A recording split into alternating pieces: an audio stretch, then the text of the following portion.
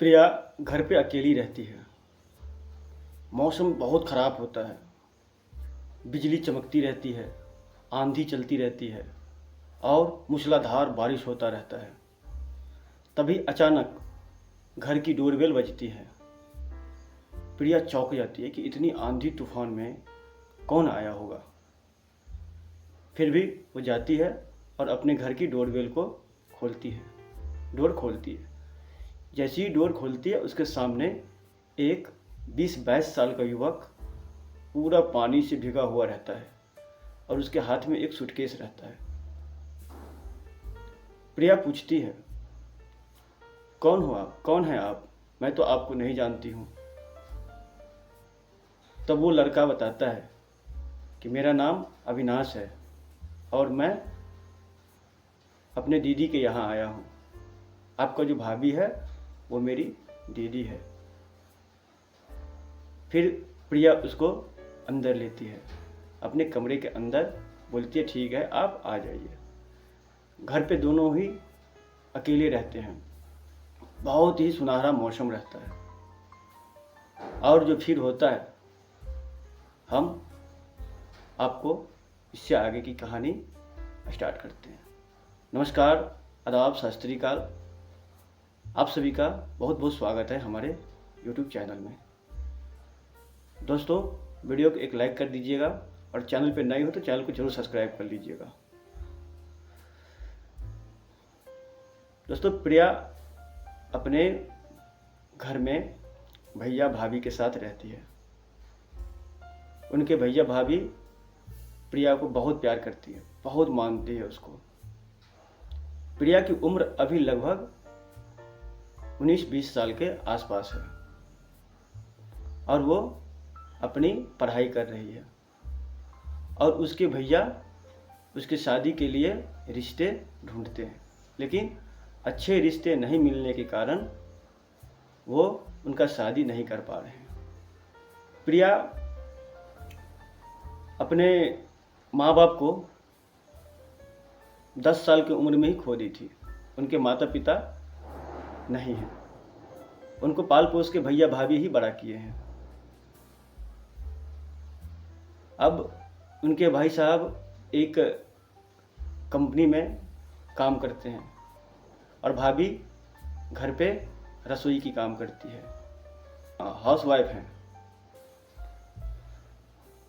एक दिन प्रिया के बुआ का कॉल आता है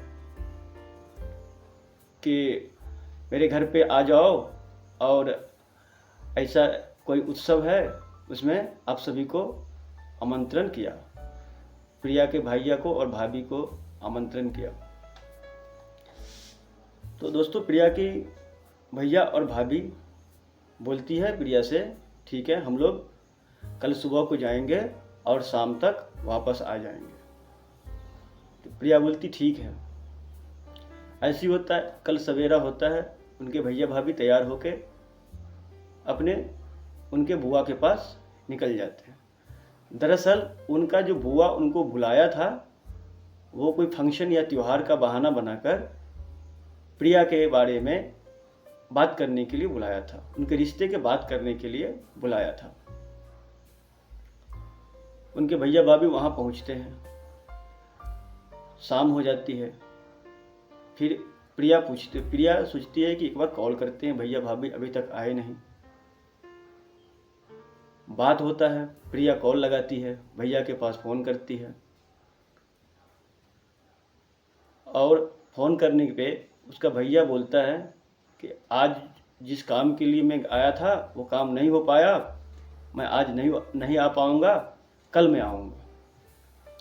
फिर दोस्तों, प्रिया बोलती ठीक है भैया। फिर इतना बात होके फ़ोन रख देती है। जब शाम होता है, शाम को एकदम घनघोर बादल छा जाता है, बिजली कड़कने लगती है, आंधी भी अपना रूप पकड़ लेता है। प्रिया घर में अकेले, उनको डर भी लगता रहता है, लेकिन उनकी बगल की पड़ोसी को अपने घर में बुला लेती है। बोलती है कि आंटी आप मेरे साथ थोड़ा टाइम के लिए रुको। ऐसा होता है, उनकी एक पड़ोसी उनके घर में आती है और रहती है। थोड़ी देर के बाद उसके घर का डोरबेल बजता है। तो प्रिया सोचती है कि इतनी खराब मौसम में कौन आया होगा। फिर वो जाती है और जैसे ही डोर खोलती है तो उसके सामने एक 20-22 वर्ष का युवा खड़ा होता है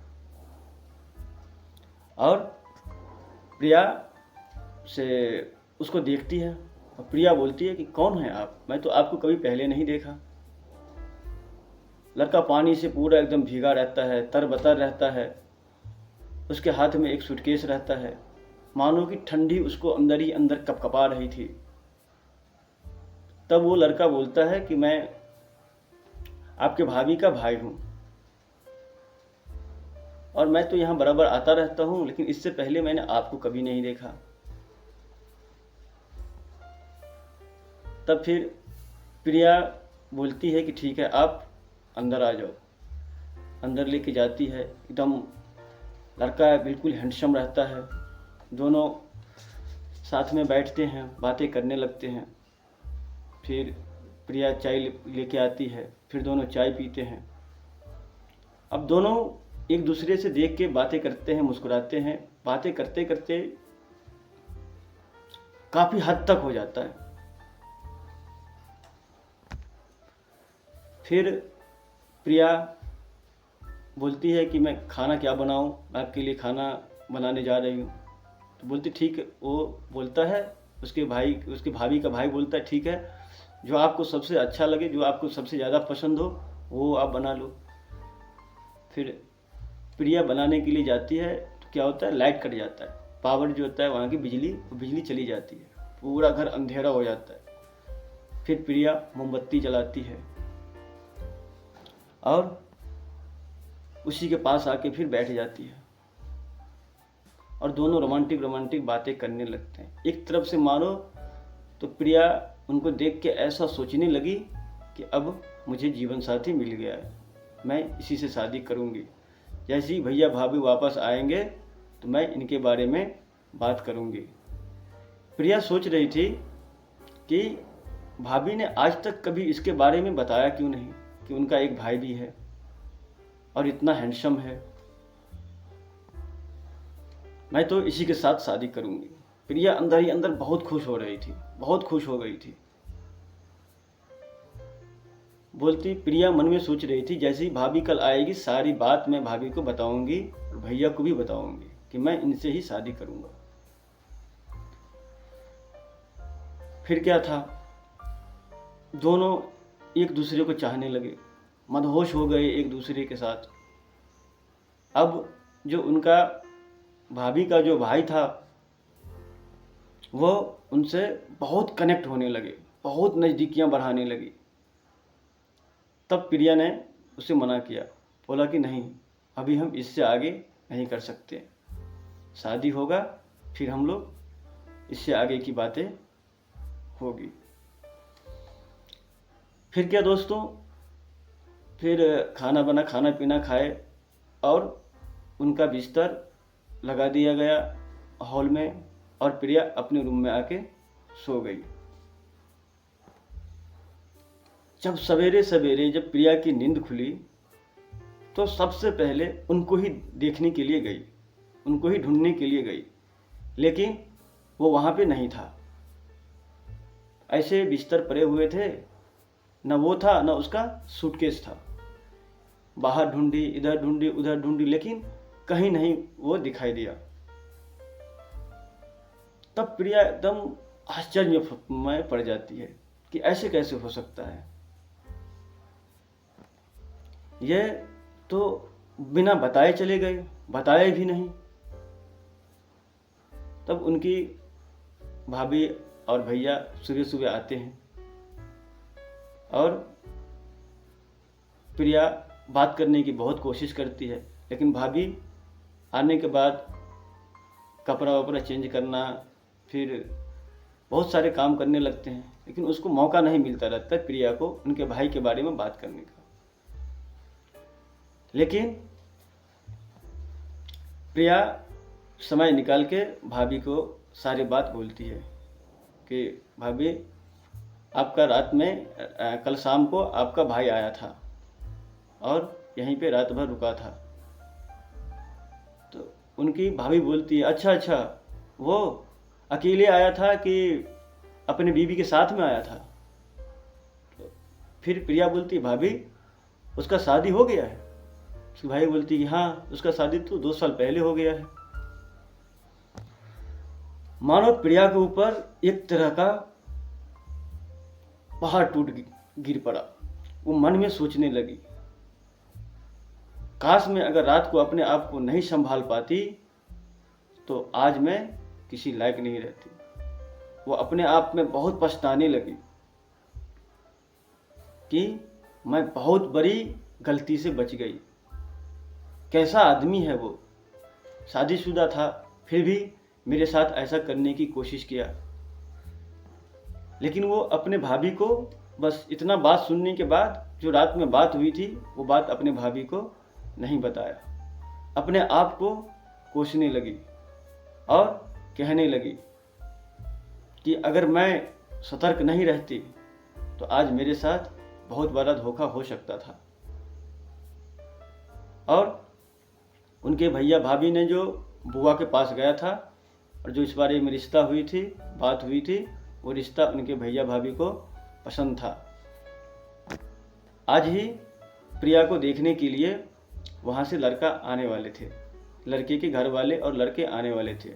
उसकी भाभी बोली प्रिया को, तुम जल्दी जल्दी तैयार हो जाओ, आज ही लड़के वाले तुम्हें देखने के लिए आने वाले हैं।